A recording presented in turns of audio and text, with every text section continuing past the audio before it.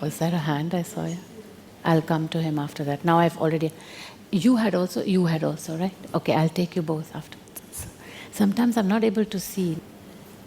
I don't know, these lights. Especially with the darker skin, it's very difficult for me to see. The white skin is easier. And just raise your hands up really high, yes.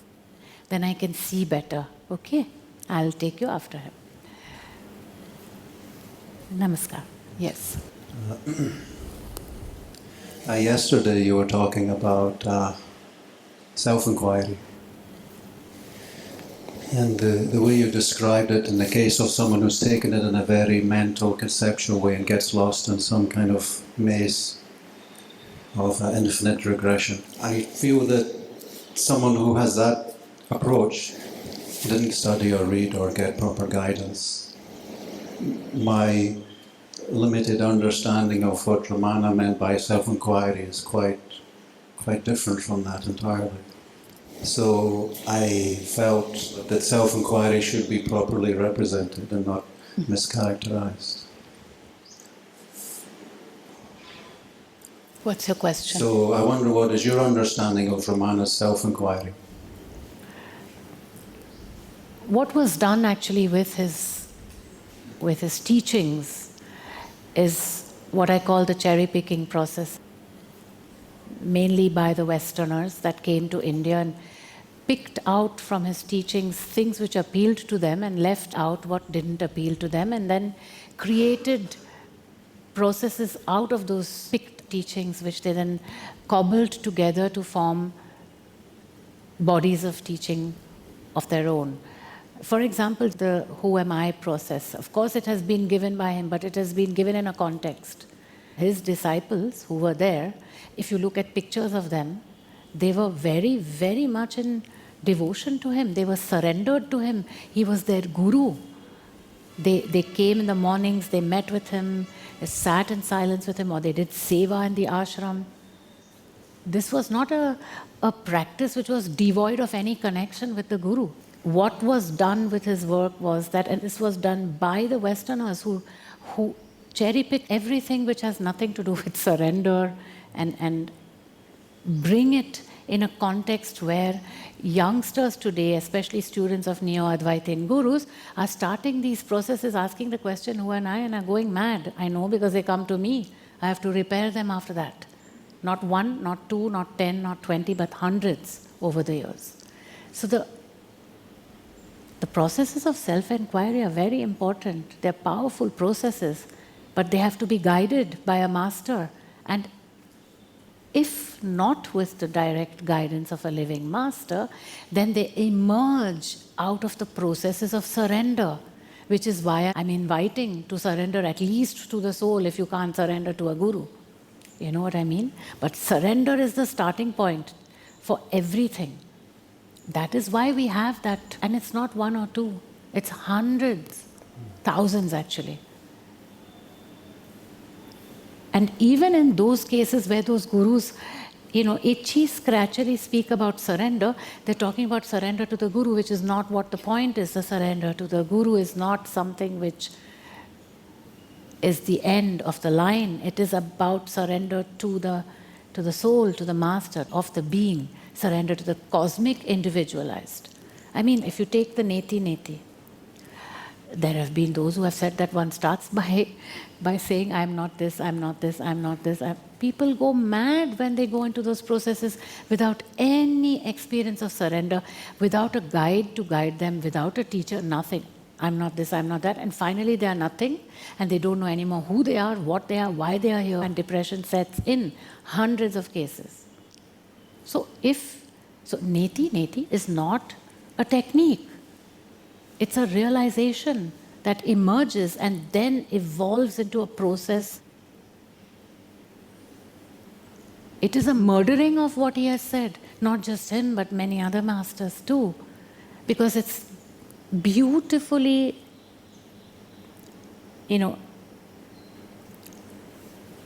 excised from any form of surrender. Of course, one will be a very successful master if one makes everybody surrender to one, because people love to have that devotional mood and everybody's hugging each other. But it is not a surrender to the master. Also is something, it is love. It is when you feel love for that person who's there in front of you, guiding you, showing you, that is surrender. And in that surrender you feel more love. Then you feel this love, you surrender more. You surrender, you feel more love. It's a beautiful dance. It's a Leela of Radha Krishna. And instead of that, it has been turned into a strictly conceptual exercise of analysis, psychological analysis. This is not what self-realization is. It is not a result of analysis or of self-reflection. Its starting point, without any doubt whatsoever, is surrender. And how often do you hear that word? Unless it's in context with you have to surrender to the Guru. Like everybody's a devil if they don't.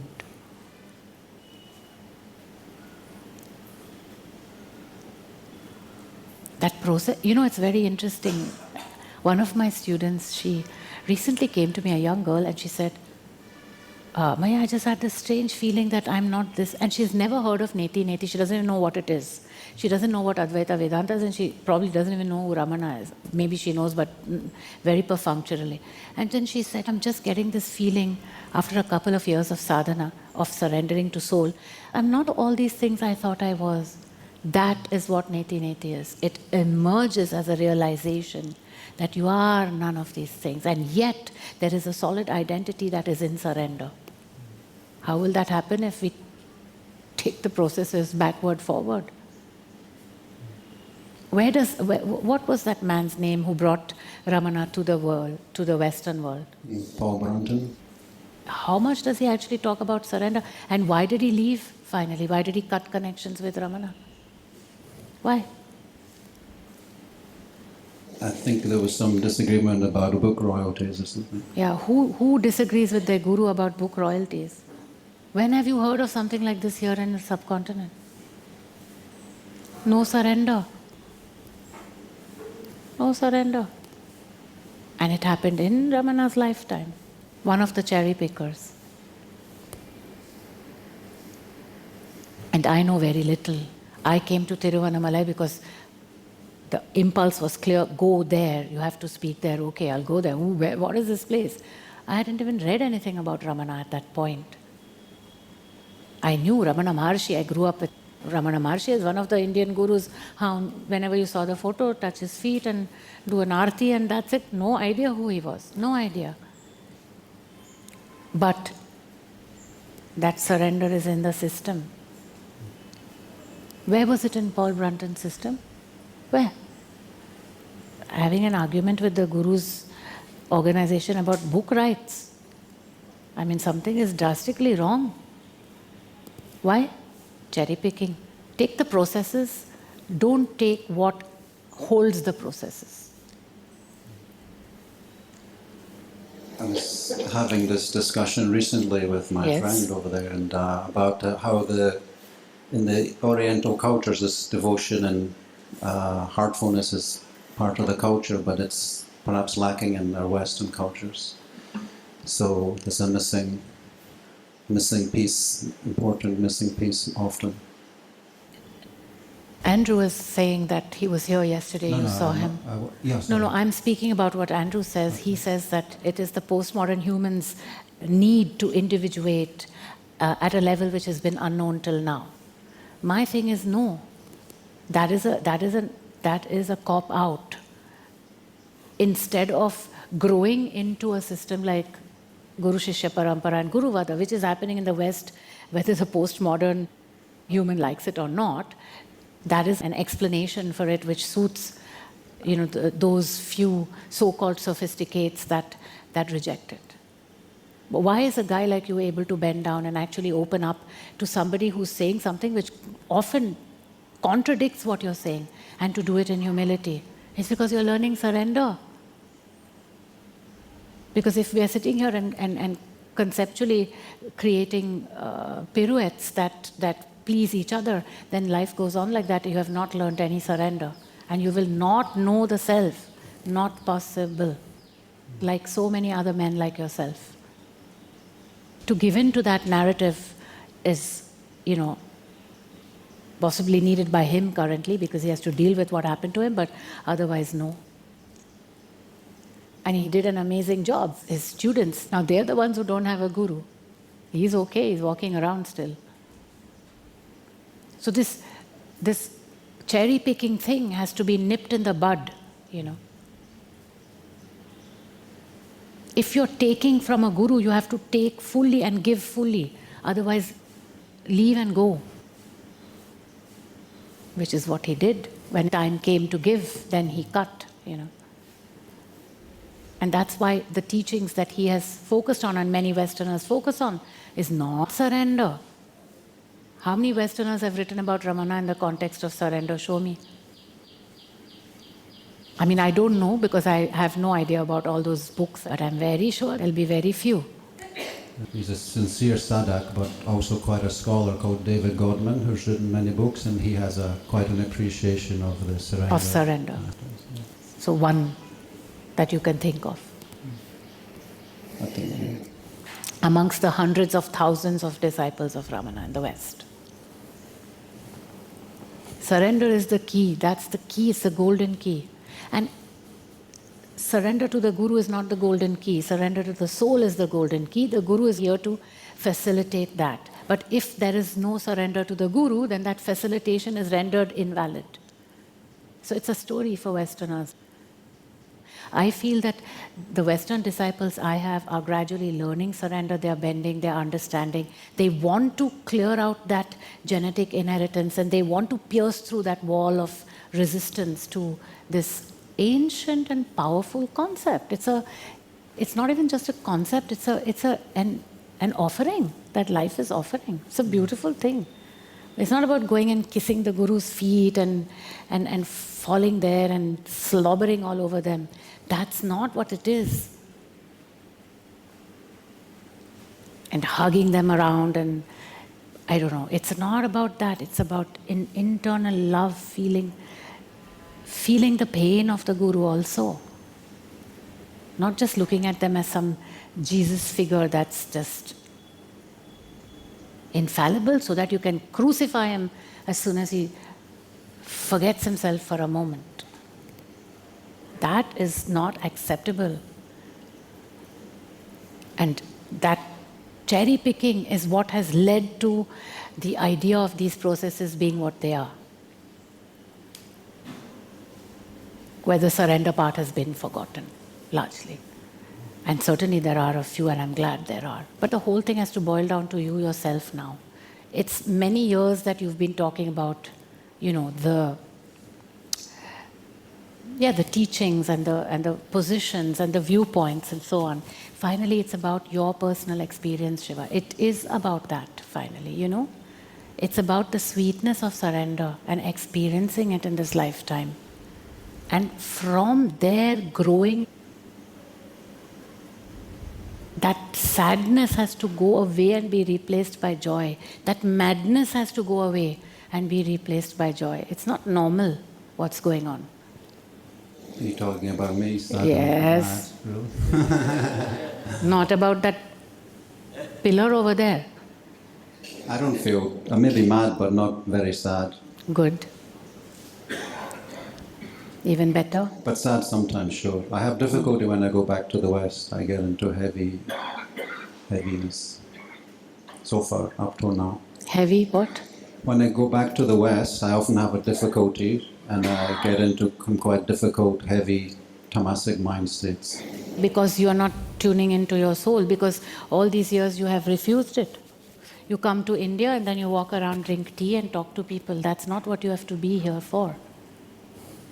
You are here to do some real work, and that is the sadhana, the practice of surrender. That's why you've come to me so many times. It's to surrender to the soul.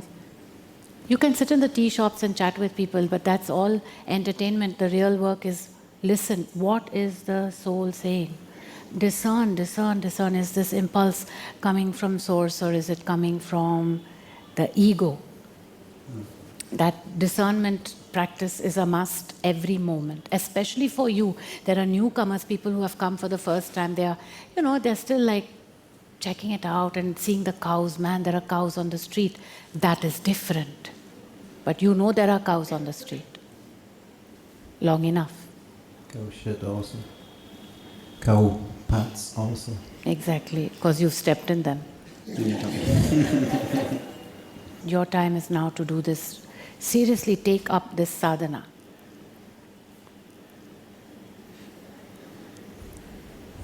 Bend down, bend down, bend down. Surrender, surrender. Tune in, Atman, Atman, Antaratman. Soul, soul, source, source. No, not this noise of the ego. Signal, signal, signal.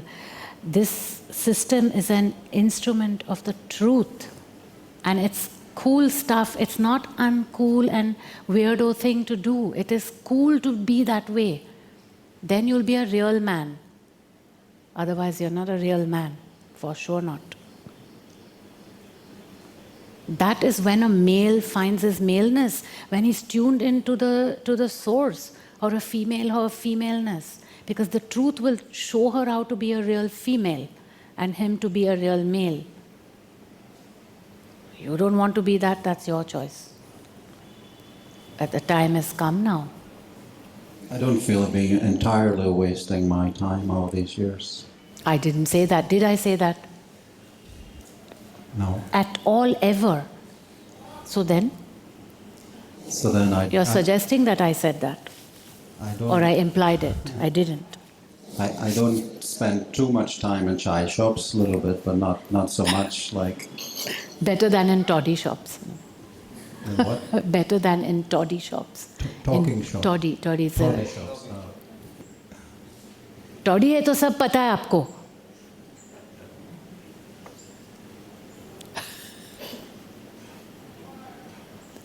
It's an Indian alcohol. North Indian alcohol.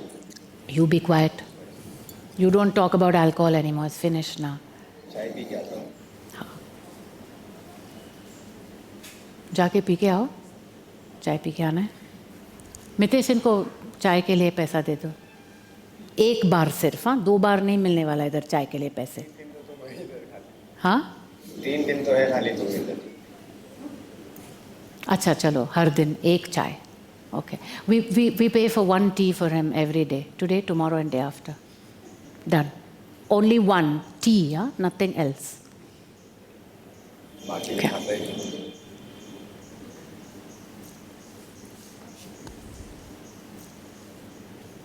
It's your choice now. What do you want to do?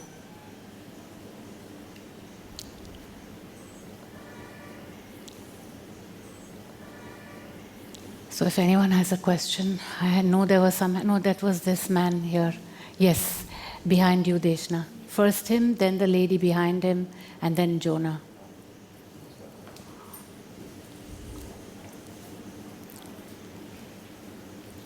I'll keep frying you every time you come and sit on that chair. Ghee roast.